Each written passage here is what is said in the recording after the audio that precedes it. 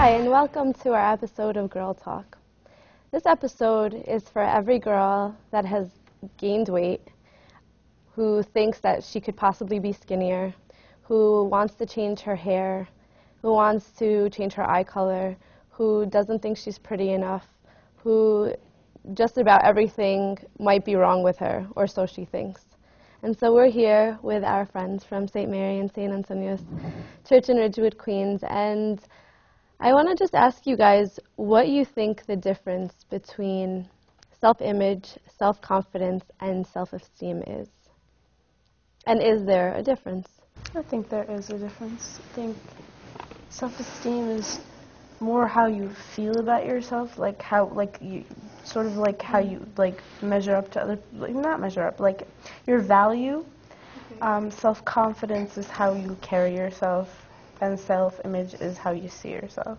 And self-image is how you see yourself? Yeah, you see yourself among others, and yeah.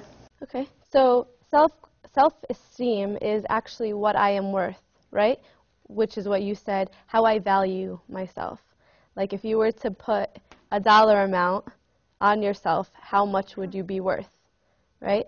Would you sell yourself short? Could someone pay you to do something against your morals? That is your actual self-esteem, right?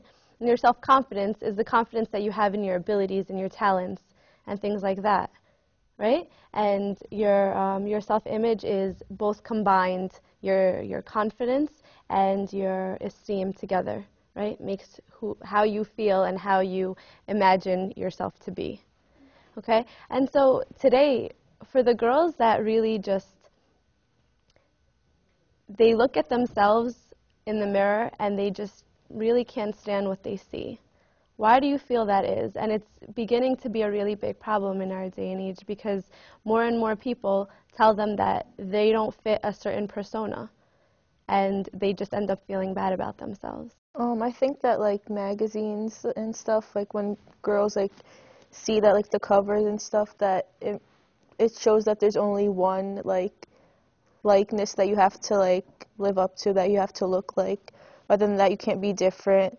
You can't I don't know, they think that they have to either look like that, have those same characteristics, those physical same physical appearances, or then they're, I don't know, that they're ugly or something. It's not true. Yeah, I think the media and the culture, they've set a set in stone image of how you're supposed to look, and then when you don't look like that, then you're considered ugly. So it's media and society. Okay, anything else? I think it's not society as a whole, but also the environment you grew up in. If children are born like a blank slate, and if they're not, if they don't learn what their value is, they pick it up from different people. If their parents, girls who have never been told they're beautiful, they're not going to believe it. They don't know it. They didn't learn it. It's not something you sit down and teach, but it's also not something you just ignore and let the child learn it on their own. It has to be it comes in a love-filled package that they learn.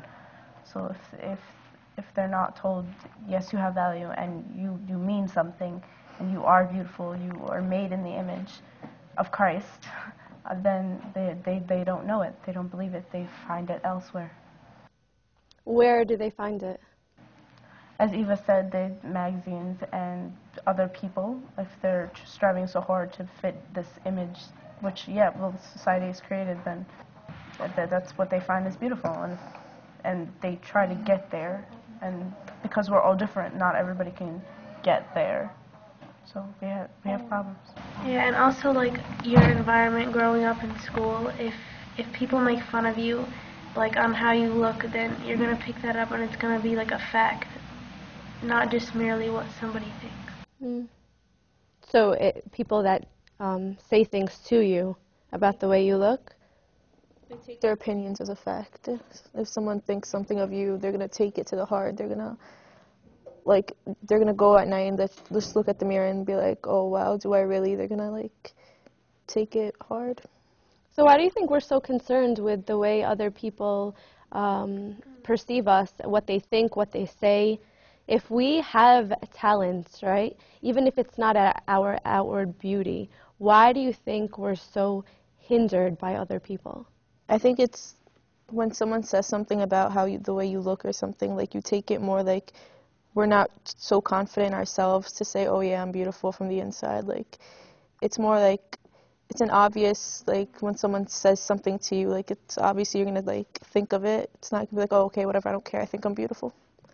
Like, you know? Okay. I think we're so quick to doubt what we know. Like, if you feel comfortable with yourself and you know you're beautiful, that's what you know. And somebody else tells you, no, you're not, or something, it's shown to you that you're not. Then you're like, wait, so what I thought was wrong? And then it just spirals in the wrong direction, and soon you're just searching for the wrong image. And also, like, if you don't have like a solid foundation, like, of your beauty in Christ, then you're not gonna care really. So you touch on a very important point, which we would eventually get to. Where do we get our value? And you said before, Sylvia, you said we were made in His image, but okay, I mean, that image was corrupted, someone might say, right, by original sin.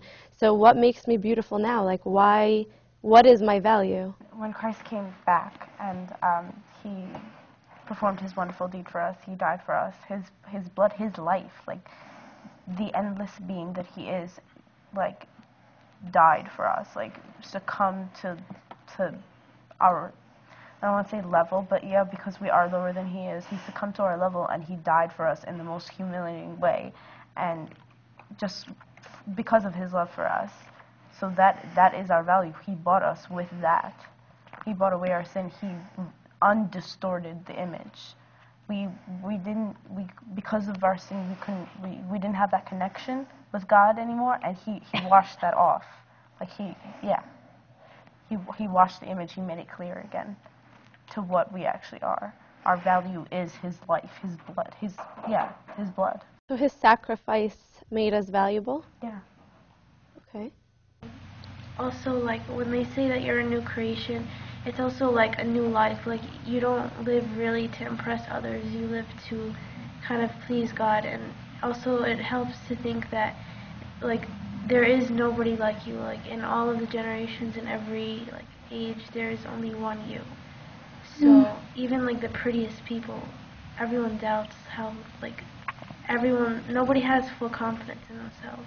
I think the confidence is, like, key. If you're confident in yourself, then you won't really, like, take into much consideration of what another person says of how you look or anything. Like, you'll already be confident in yourself. Like, you already have that confidence to like brush it off and be like, all right, just go on. So the girls that don't feel this, like, yeah, we tell them, you know, you're beautiful, Christ saved you, you were made in His image.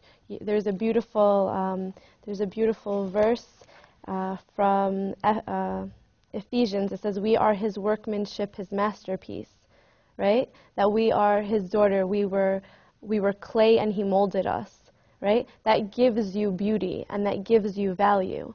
But some girls, you know, like, whether they're facing problems at home and they have abusive parents, or they've just never received the love from anyone, what would you tell them about their value and about their self-image? And so much attention, like, he feels for the people that are weak. So I don't know, just How about the comment of no one could ever understand what I'm going through? It's not true. That is not true. I said this before, I'll say it again.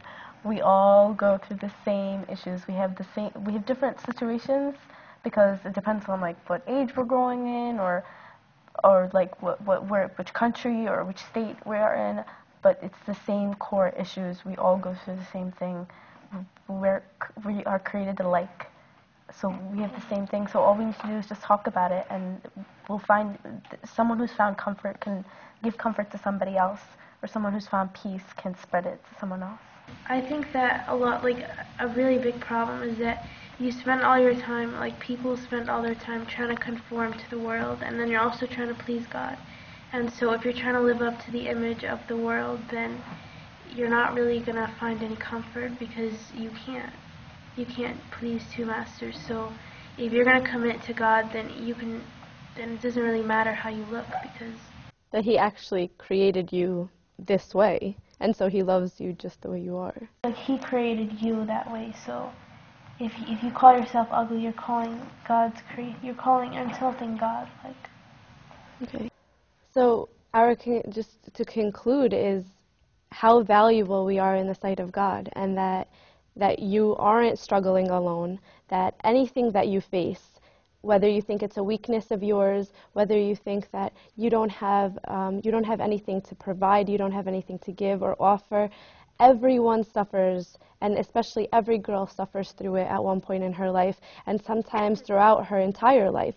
But it's always a struggle, and it's always important to remember that you are so extremely valuable in the sight of God, that he mated you and molded you just the way you are, with the personality that you have, and it is up to you to be faithful to him and to trust him. And this topic is just so important, and so we're going to continue again next time. Thank you so much for joining us.